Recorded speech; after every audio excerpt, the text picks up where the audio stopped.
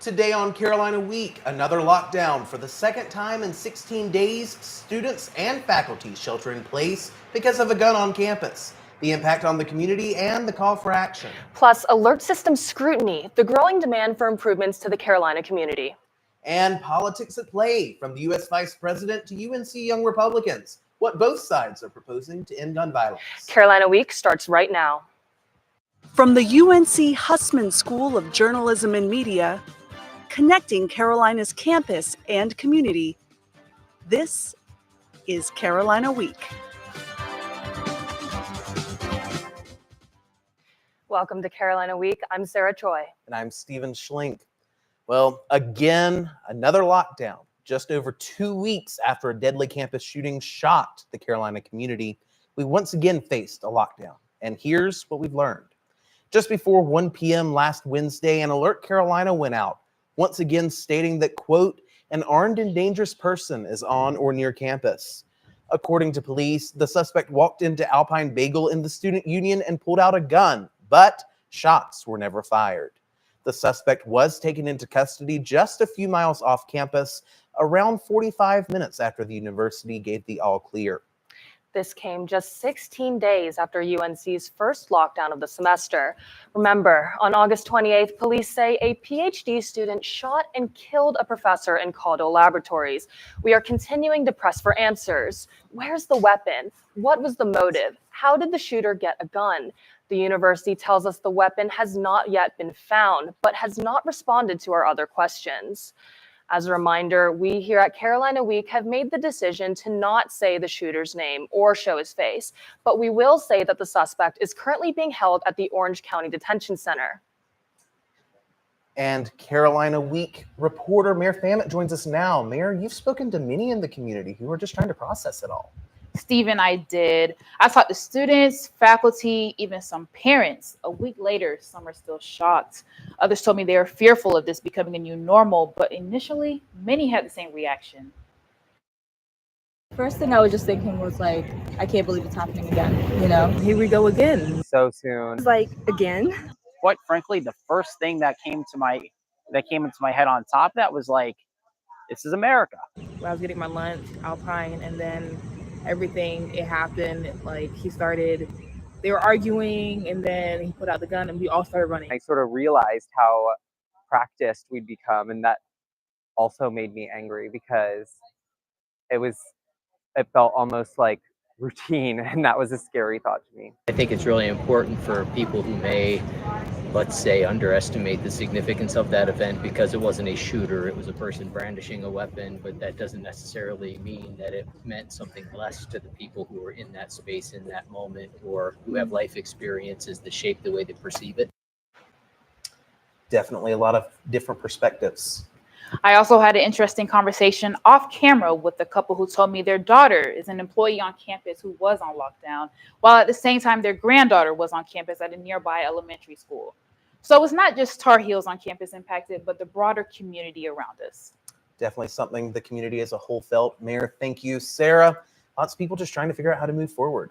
Absolutely. Mayor and Stephen, it's clearly hard to make sense of these lockdowns for all of us here at UNC and for international and exchange students. This all feels especially surreal. That's what they told us when our team spoke to some of those students near Alpine Bagel. UNC has more than 2,000 international students enrolled from more than 100 countries. After having 2 gun incidents back to back, there are a lot of mixed feelings that these students in our community are experiencing just as they're settling into Chapel Hill.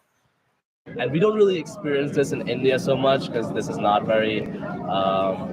very common thing to see. And honestly, like coming to America, you would expect there to be a level of sophistication. I am having such a good time here, and I wouldn't want an issue like gun violence to ruin what is an amazing opportunity. Plus also told us that she immediately started searching for flights to head back home to London. But as you heard her say, she has reconsidered after her panic settled. These lockdowns have been scary. Absolutely, very clearly. And it's just so sad to know that some of these students feel like they have to go back home just to be safe. Absolutely. As we've been spending time talking to Tar Heels, one student's experiences really stood out to me. Isabel Potts was once a K-12 teacher, but actually left her job as a teacher due to her fear of school shootings. She's now a master's student at the university. Here's a look at her story. When Isabel Potts was in lockdown on Wednesday, she had the feel of impending, just really, my heart started racing. I started getting very anxious, very stressed. That was how she felt a week ago. And now she's back in a UNC classroom. But it's not her first time. One of the reasons that I stopped teaching, and my family wanted me to stop teaching, was because of all of the school shootings at K-12 schools in the US. And so I thought by coming here, I was actually coming to a safe environment. Potts is pursuing her Master of Public Health. But before that, she was a teacher. Her reason for leaving? The fact that I'm coming back to this university that was always a safe place for me. And so far in my first month, it's just been, so traumatic, is really, really difficult to deal with. And she doesn't walk this path alone.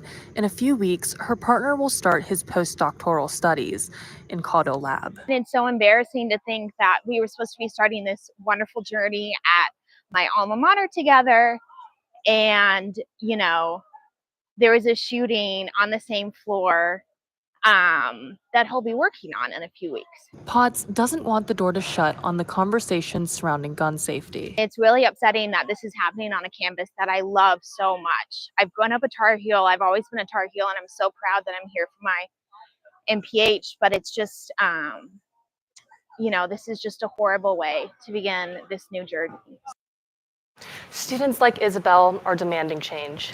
And we're seeing more organizations come together to push for that change. One of these demands includes more timely alerts and more sensitive wording. This is among some of the demands from one student organization on campus. UNC's Black Student Movement posted its demands for changes in the university's safety measures. The organization is also calling for alerts in different languages and relative location of threats.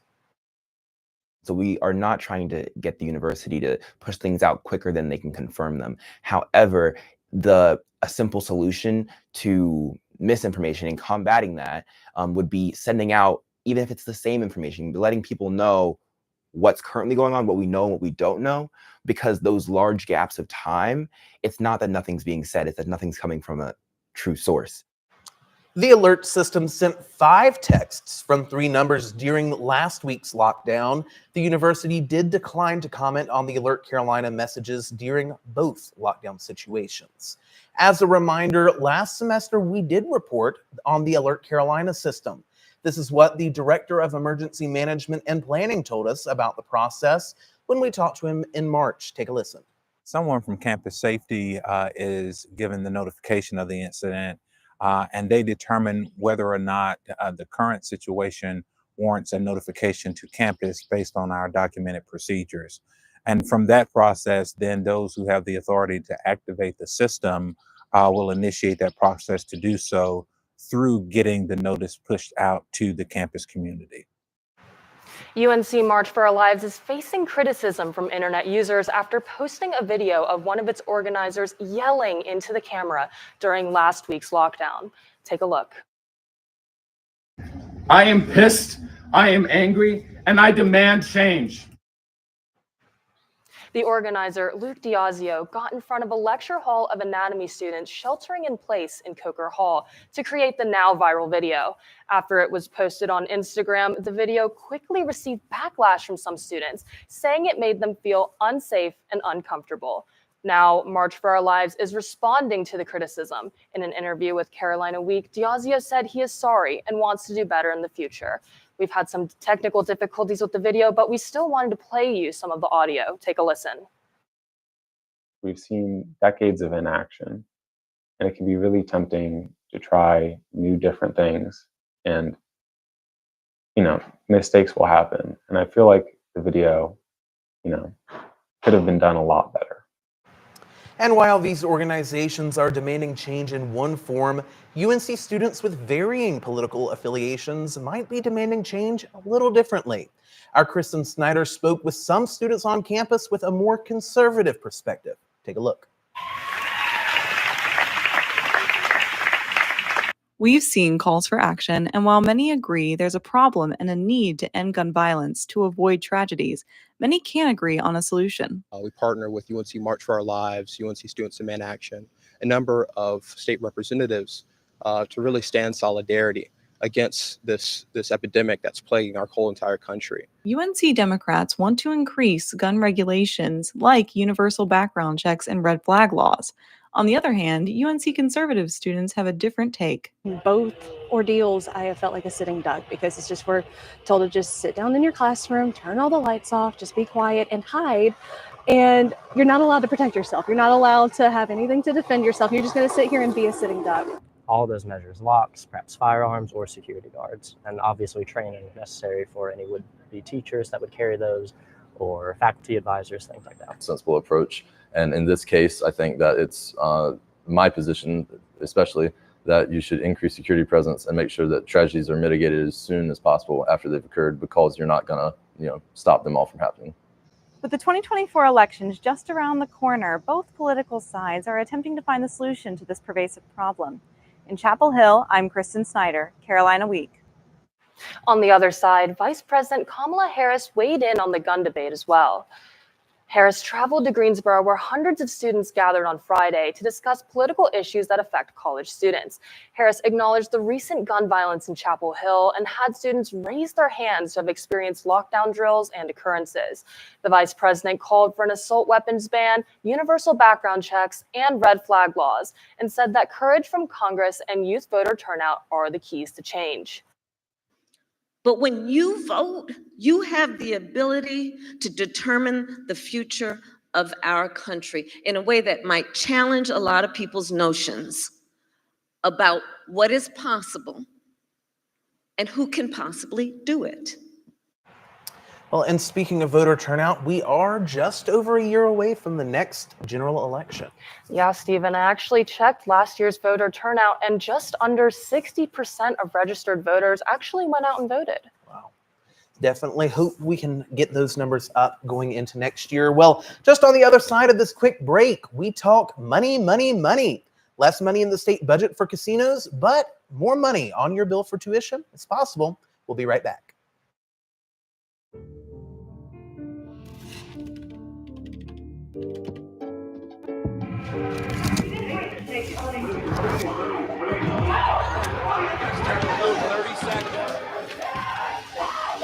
I'm an ex-drug dealer, and I'll be your sub today. Can you see anything different as a pill? No. You don't know? Fentanyl is being mixed into everything now. There's only one thing that will save somebody's life. That is naloxone nasal spray. Fentanyl, it's cheap, it's potent, and it's profitable. Why would drug dealers put a lethal dose of fentanyl in drugs if they know it's so harmful? Really just all about the money. I just didn't realize that one pill could change your whole life. More kids should know.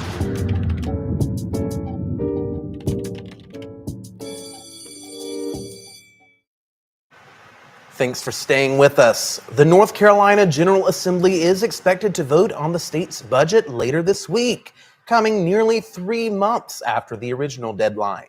No votes are expected on a bill that would have tied casinos and Medicaid expansion together. The authorization of 4 new casinos in North Carolina was originally included in the Senate's version of the budget. However, House Speaker Tim Moore said he did not have the votes in the House to pass that version. Earlier this week, House Republicans considered taking the casino clause out of the budget and putting it into an entirely separate bill with Medicaid expansion included. Democrats condemned the move, accusing Republicans of using Medicaid expansion as a, quote, political bargaining chip. And it was unclear if Senate Leader Phil Berger would accept that framework. But last night, after a contentious and confusing day in the General Assembly, Berger and Moore announced an agreement on the budget. Casinos are out altogether, and Medicaid expansion will become law when the budget passes. The budget also includes raises for public school teachers and expansion of private school vouchers, as well as lower tax rates. And while we're talking money, let's talk about the money in your wallet. No tuition increase. That's what the UNC system president is pushing for when it comes to in-state undergraduate students. President Peter Hans told the Board of Governors he wants a tuition freeze in the upcoming 2024-25 school year. If approved by the board, the UNC school system will enter its 8th consecutive year without an increase in tuition throughout the 16 campuses in North Carolina. Low tuition is at the heart of our compact with the citizens in North Carolina. We can only be the university of the people if we offer an education the people of this state can afford.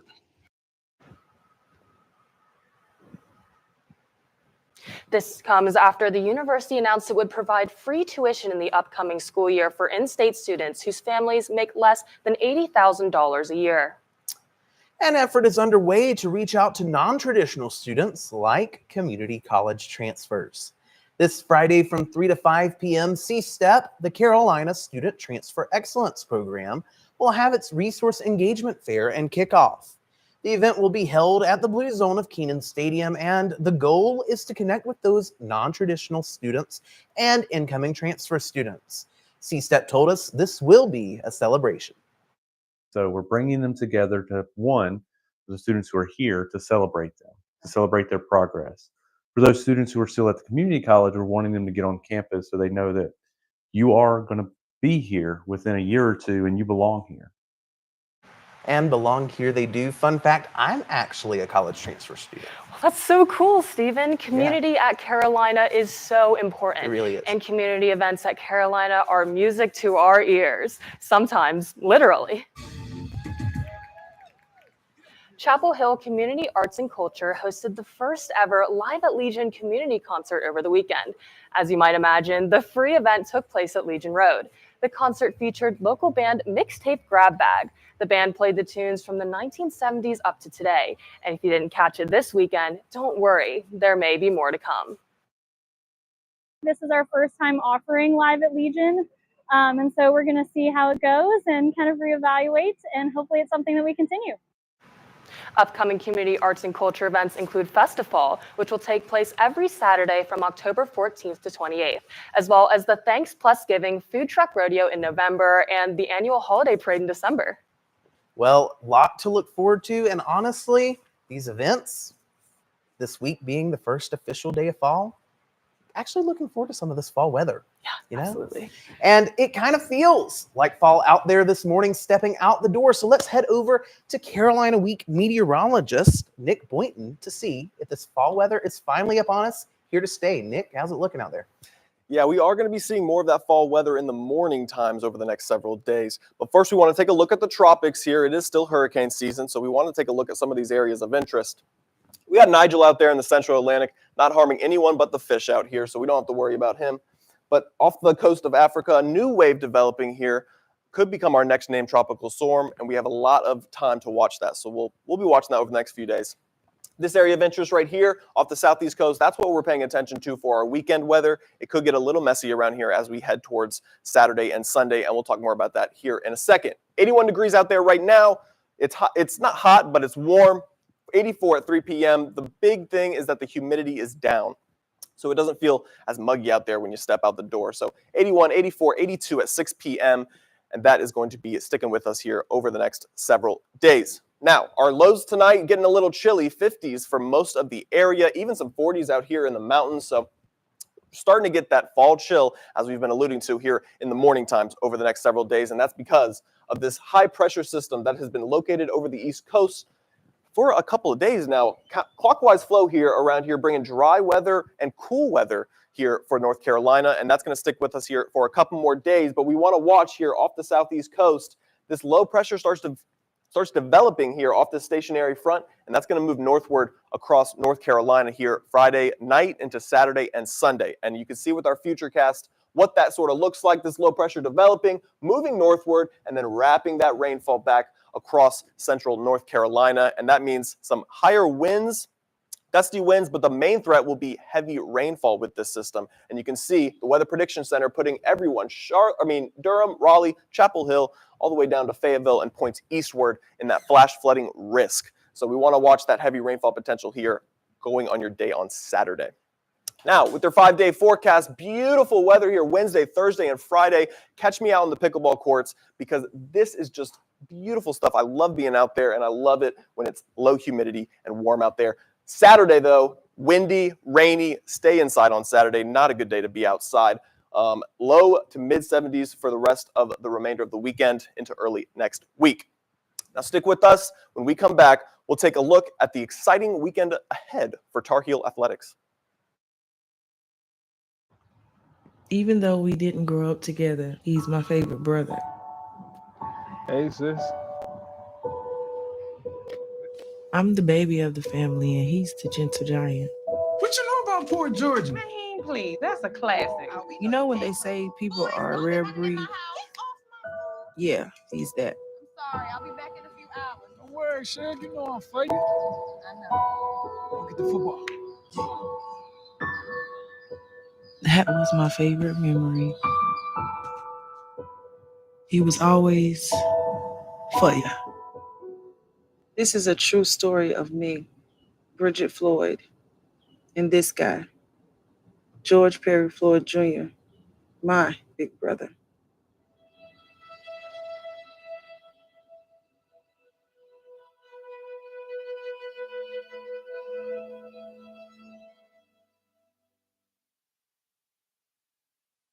Welcome back to Carolina Week. We just heard about this week's weather. Let's look at the games. Absolutely no pressure at all, but of course UNC football is 3-0 and has another important game this weekend. So Sports Extra anchor Lee Jeffries joins us now with more. Lee, what's it looking like? They're on the road this weekend, aren't they? Yes, so current Tar Heel Nate McCollum is the ACC Receiver of the Week, and former Heroes quarterback Sam Howell is also getting noticed for his on-field performance.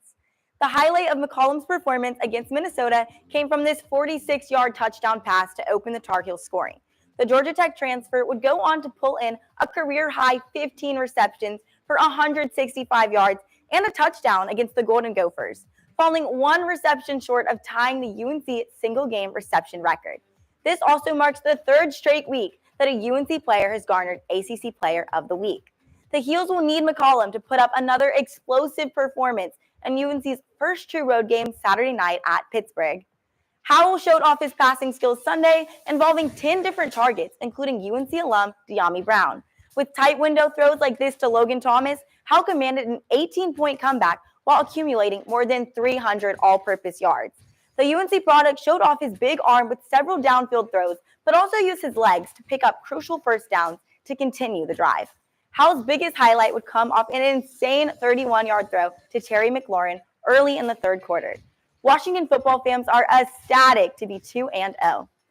Women's basketball coach Courtney Banghart has named seniors Deja Kelly and Alyssa Utsby as captains for the 2023-2024 season.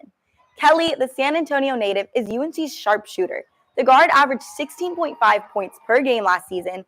She's ready to bring her competitive fire to the table as a leader for the team. Utsby is a forward from Rochester, Minnesota. Her biggest asset to the Heels is her rebounding. Utsby averaged 8.3 rebounds per game last season. Her passion and work ethic are clearly unmatched. Together, the first team All-ACC players and All-American honorable mentions look to lead the team to another deep tournament run. The Tar Heels men's soccer team took on UNCW Tuesday night at Dorrance, trying to get back into the win column. The Heels came in hot with a goal in the 7th minute by Martine Vicion off an assist from Quincy Herman. The Heels continued to put on the pressure, but were unable to net another goal in the first half. The Heels looked more alive at the start of the second half after Vicion rolled in his second goal of the night thanks to another assist by Herman. The Heels maintained solid control of the ball, not allowing UNC Wilmington any effective chances on goal. The Heels capped off their victory with a tap-in finish by Herman from a cross by Juan Cafaro. That gave Herman his 5th goal of the season. Turning to the women's team, Macy Bell celebrated her birthday as the ACC Defensive Player of the Week. Bell helped lead the Tar Heels to a shutout win against Virginia Tech on Friday. This is the 4th time she has earned the honor throughout her career. She becomes the 3rd Tar Heel to win the award this season. The Tar Heels defense has been the heart of this year's team, holding opponents to 5.7 shots per game and a total of 4 goals through 9 games. What do we like to say around here? It's that defense wins championships. Bell and her teammates face a tough test against the Virginia Cavaliers tomorrow, hoping to continue their undefeated streak. Following a victory against Virginia Tech, the Heels will bring their strong defense and new offensive superstars to Charlottesville, including freshman midfielder Evelyn Shores, who brought the game-winning strike Friday. The Heels will also bring a new field formation to boost offensive output. Tensions will be high after the Cavaliers' one-goal victory last year, but the Heels will fight to prove their new #1 ranking is no fluke. Kickoff is set for 7 p.m. Tune into Sports Extra on Friday for a preview of another exciting weekend of Carolina athletics. We'll be right back. How do you know when you've made the right decision? It's the feeling you get in your gut. The one that tells you what's right or wrong. It's the one that says, sure, I can have a drink. Or the feeling that says, okay, I've been drinking. Now what? It's the voice inside you that says, I'm buzzed. Better leave the car when it's time to go. Plan ahead. Catch a sober ride. Buzz driving is drunk driving.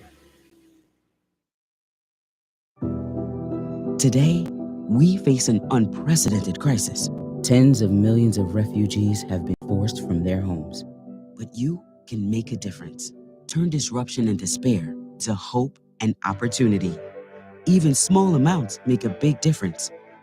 Provide shelter, support, or jobs in your community. The more we understand, the greater sense of belonging we create. Act now. Visit supportcrisisrelief.org. Well, it's one of the most beloved movies of all time. Of course, we're talking about The Wizard of Oz. And can you believe it? It came out in 1939 and then automatically became an American classic. Now, more than 80 years later, a unique park on Beach Mountain is taking fans down the yellow brick road. Our Christian Phillips takes you there in this week's Covering Carolina. We're not in Kansas anymore. As a matter of fact, we're on the border of North Carolina and Tennessee, here at Land of Oz, celebrating autumn in Oz. The park features many famous scenes, including Dorothy's house, barn, and even her meeting with the charlatan Professor Marvel. How did you guess? Professor Marvel never guesses, he knows. And welcome to Oz. A short walk through the house and simulated tornado will bring you to the yellow brick road. You can watch shows performed by all the characters and even get to meet them as well. But beware, some areas may be off limits. Halt! Are you here to see the Wicked Witch in the West? Just make sure you don't have any water and you should be fine. You cursed brat! Look what you've done! I'm melting! Melting! It's not just the guests that enjoy being here. The cast members say they do too. It is the most fun of anything I've ever done. I come an hour and a half from Ashe County, which is West Jefferson, North Carolina, all the way to the tip top of Beach Mountain. Oh, it's awesome. It's my favorite job I've ever had. Meeting new people every day, creating experiences alongside the guest. It's the best opportunity I've ever been given, and I try and never take it for granted. Land of Oz opened in 1970, but then closed 10 years later. Nowadays, it's only open for 3 weekends a year, hence Autumn at Oz. And there are certainly plenty of people coming to visit. Altogether, it's 24,000. We completely sold out, so we were very surprised, but very excited. Whether you're at Land of Oz for courage, a heart, a brain, a way back to Kansas, or just a good time, Autumn at Oz is certainly the place to be. Reporting for Carolina Week, I'm Christian Phillips. Just a great story, Kristen. I'm definitely going to have to go check that one out. Me as well. We might have to make it a trip. Yeah, trip right down that yellow brick road, as we said. Absolutely. That does it for this week's edition of Carolina Week. We'll see you next time. Have a good one.